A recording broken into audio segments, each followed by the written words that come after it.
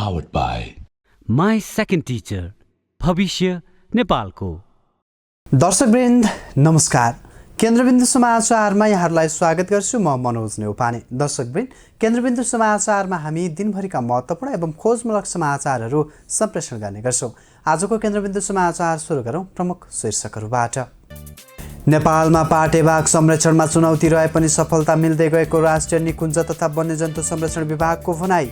बाघको वासस्थानका लागि जङ्गल जोगाउनेतर्फ ध्यान दिनुपर्नेमा प्रधानमन्त्रीको जोड। नेपालमा पुनः बढ्न थाल्यो कोरोना संक्रमितको दैनिक ग्राफ। विश्वभरिको तथ्याङ्कमा साप्ताहिक 8%ले संक्रमित बढ्दै गएको WHOद्वारा जानकारी। काङ्ग्रेसले टुङ्ग्यायो 96% क्रियाशील सदस्यता सङ्ख्या। बाँकी सदस्यताको काम 5 दिनमा सक्ने गरी समय सीमा तोकियो। नेपालमा 91% जनताको पहुँचमा इन्टरनेट पुगेको दूरसञ्चार प्राधिकरणद्वारा जानकारी। 4G का प्रयोगकर्ता भने घट्दै। र बङ्गलादेशबाट खरिद गरिएको 52,000 मेट्रिक टन युरिया मल नेपाल आइपुग्यो। यस वर्ष समयमा मल पाउँदा 30%ले बढी धान उत्पादन हुने आकलन। International School of Tourism and Hotel Management. दर्शकवृन्द, अब पुरा समाचार। नेपालमा पाटेबाघ संरक्षणमा चुनौती रहे पनि सफलता मिल्दै गएको राष्ट्रिय निकुञ्ज तथा वन्यजन्तु संरक्षण विभागले जनाएको छ। सन् 2018 को पछिल्लो गणना अनुसार नेपालमा बाघको संख्या 235 रहेको छ। सबैभन्दा बढी चितवन राष्ट्रिय निकुञ्जमा 93 वटा, बर्दियामा 87, बाँकेमा 21, पर्सामा 18 र शुक्लाफाटमा 16 वटा बाघ रहेको राष्ट्रिय निकुञ्ज तथा वन्यजन्तु संरक्षण विभागले जनाएको छ। यसैबीच विश्व बाघ दिवसका अवसरमा प्रधानमन्त्री शेरबहादुर देउवाले बाघको वासस्थानलाई सुरक्षित गराउनतर्फ ध्यान दिनुपर्नेमा जोड दिएका छन्। हेरौँ एक रिपोर्ट। नेपालमा पाटेबाघ संरक्षणमा चुनौती रहे पनि सफलता मिल्दै गएको राष्ट्रिय निकुञ्ज तथा वन्यजन्तु संरक्षण विभागले जनाएको छ। नेपालले सन् 2022 सम्म बाघको संख्या 250 पुर्याउने लक्ष्य नजिक रहेको बताइएको छ। राष्ट्रिय निकुञ्ज तथा वन्यजन्तु संरक्षण विभागका महानिर्देशक डाक्टर दीपक कुमार खरेलले बाघको संरक्षणमा नेपाललाई सफलता मिलेको बताउँदछन्। सफलतासँगै चुनौती रहेको भन्दै उनले रणनीतिक योजना मार्फत संरक्षणमा जुटेको बताए। उनले भने, हामी लक्ष्यको नजिक छौँ, यसै वर्ष बाघ गणना गर्छौँ। सन् 2018 को पछिल्लो गणना अनुसार नेपालमा बाघको संख्या 235 रहेको छ। सबैभन्दा बढी चितवन राष्ट्रिय निकुञ्जमा 93, बर्दियामा 87, बाँकेमा 21, पर्सामा 18 र शुक्लाफाटामा 16 वटा बाघ रहेका छन्। महानिर्देशक खरेलले सन् 2018 यता बाघको संख्या बढेको दाबी गर्दछन्। उनले भने, पछिल्ला वर्षहरूमा बाघको गतिविधि हेर्दा संख्या बढेको अनुमान गर्न सकिन्छ। यसैबीच प्रधानमन्त्री शेरबहादुर देउवाले बाघको वासस्थानलाई सुरक्षित गराउनतर्फ ध्यान दिनुपर्ने बताएका छन्। विश्व बाघ दिवसको अवसरमा प्रधानमन्त्री निवास बालुवाटारमा आयोजित कार्यक्रममा प्रधानमन्त्री देउवाले बाघको वासस्थानका लागि जङ्गल आवश्यक रहेको र जङ्गल जोगाउनेतर्फ ध्यान दिनुपर्ने आवश्यकता औँल्याएका हुन्। उनले बाघको वासस्थानको सुरक्षा गर्दै चोरी निकासी रोक्नुपर्ने बताए। प्रधानमन्त्री देउवाले बाघ र मानिस बीचमा समस्या रहेको भन्दै ती समस्याहरूको समाधानका उपाय निकाल्न पनि आवश्यक रहेको बताएका छन्। बाघको वासस्थान सुरक्षित राख्न हामीमा विशेष ध्यान दिन आवश्यक छ। जब बाघ पाइने 13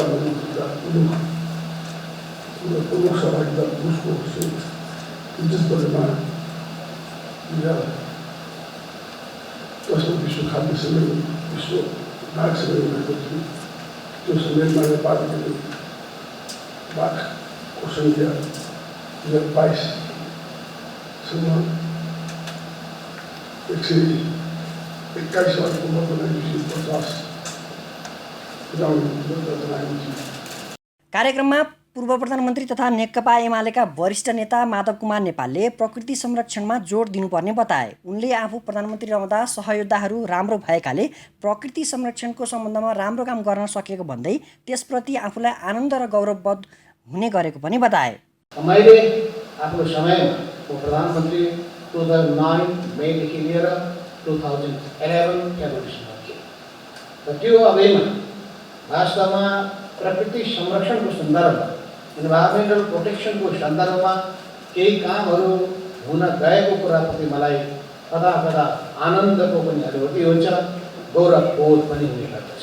उनले बाघको रक्षामा सबैले ध्यान पुर्याउनु पर्ने बताए। प्रकृतिको संरक्षण भए मात्रै मानव जातिको संरक्षण हुने उनको भनाइ थियो। नेपालमा पुनः कोरोना संक्रमितको दैनिक ग्राफ बढ्न थालेको छ। देशभर निषेधाज्ञा केही सहज भएसँगै संक्रमितको संख्या बढ्दै गएको हो। अघिल्लो बिहिबार कुल संक्रमितको संख्या 2714 रहेकोमा आज अर्थात् बिहिबार कुल संक्रमितको संख्या 3365 पुगेको छ। यस बीचमा दैनिक 3800 सम्म संक्रमित देखिएको पनि मन्त्रालयले जनाएको छ। यस्तै नेपालमा मात्र नभएर विश्वभर एक हप्ताभित्रमा 8% संक्रमित बढ्दै गएको विश्व स्वास्थ्य संगठनले जनाएको छ। हेरौँ पुरा रिपोर्ट। नेपालमा पछिल्लो हप्ता यता कोरोना संक्रमितको संख्या हत्तै बढेको छ। बिहिबार मात्रै नेपालमा 3365 जना कोरोना संक्रमित थपिएका छन्, जसमा एन्टिजेन परीक्षणबाट 1030 जनाको रिपोर्ट पोजिटिभ देखिएको स्वास्थ्य मन्त्रालयले जनाएको हो। यस्तै नेपालमा हालसम्म सक्रिय संक्रमितको संख्या 30,390 रहेको छ। यस्तै कुल संक्रमितको संख्या पीसीआर परीक्षणबाट 6,90,642 जना र एन्टिजेन परीक्षणबाट 59,380 पुगेको छ। पछिल्लो 24 घण्टामा 16 जनाको मृत्यु भएको छ।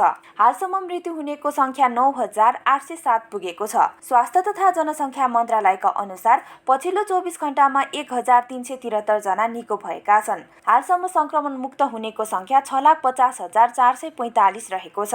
यस्तै विश्वभरको तथ्याङ्कले पनि कोरोना भाइरसबाट संक्रमितको साप्ताहिक संख्या बढ्दै गएको देखाएको छ। यही जुलाई 17 देखि 25 सम्मको 7 दिनमा त्यसको अघिल्लो हप्ताको तुलनामा 8% वृद्धि भएको अधिकारीहरूले जानकारी दिएका छन्। त्यस हप्ता 38 लाख मानिस कोरोना भाइरसबाट संक्रमित भएका थिए।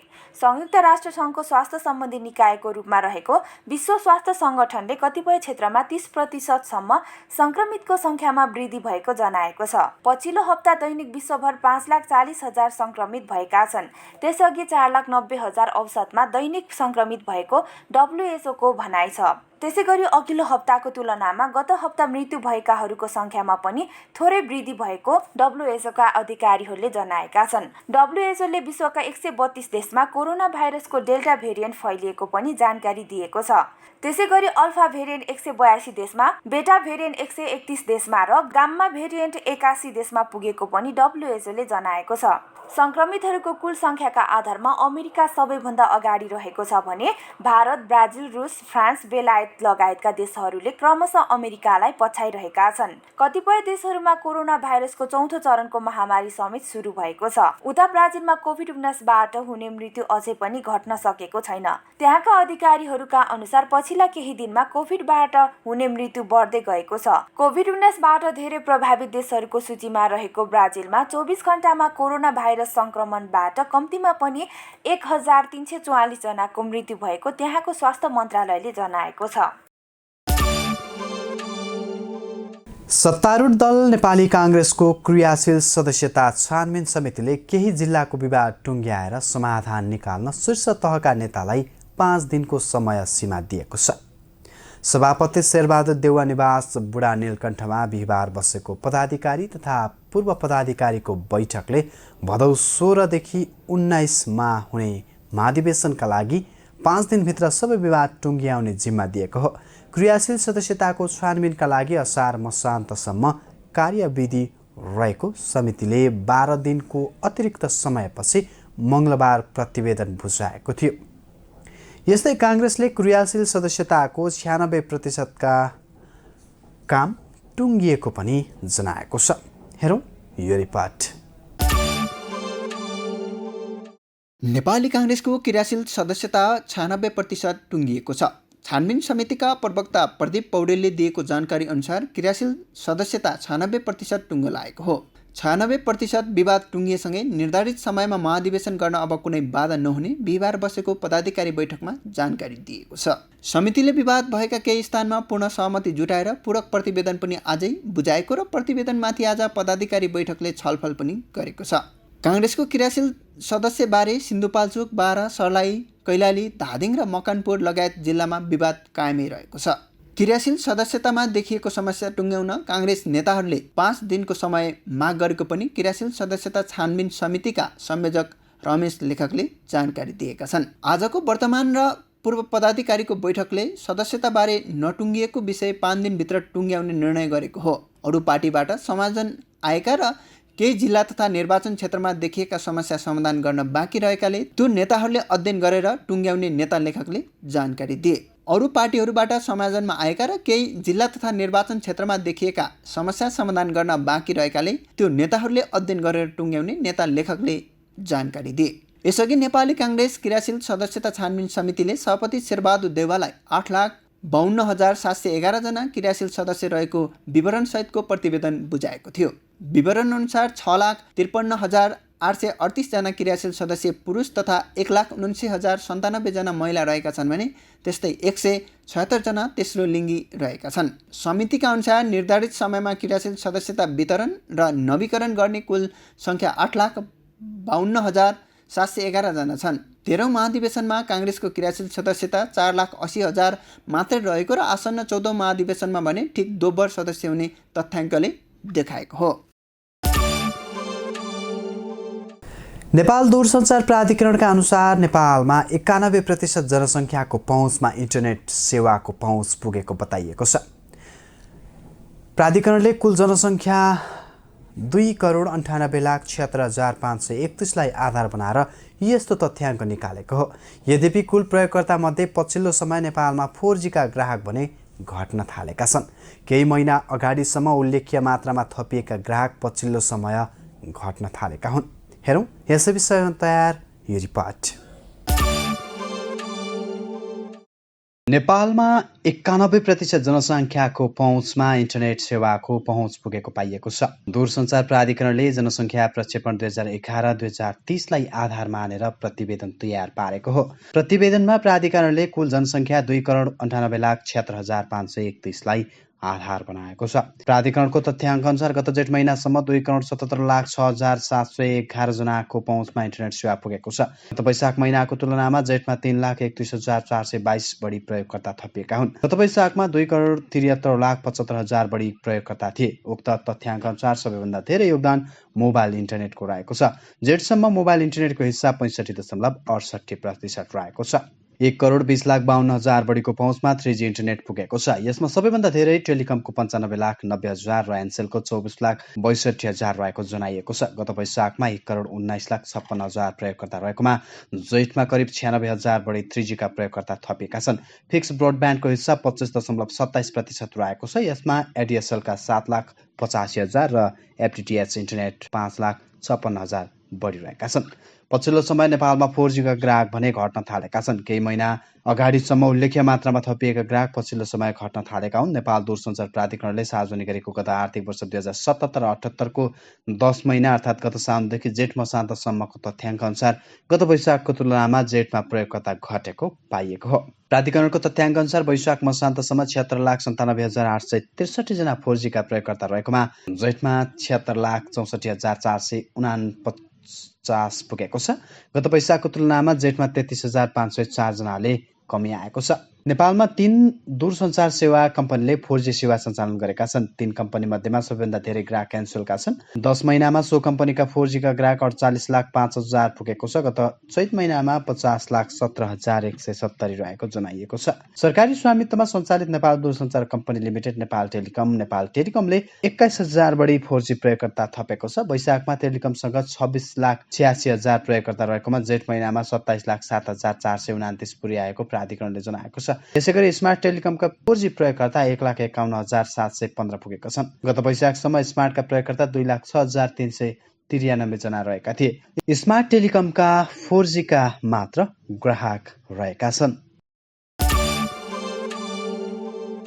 G2G मार्फत रासायनिक मल खरिद गरिने सम्झौता अनुसार बङ्गलादेशबाट खरिद गरिएको 52,000 मेट्रिक टन युरिया मल नेपाल आइपुगेको छ।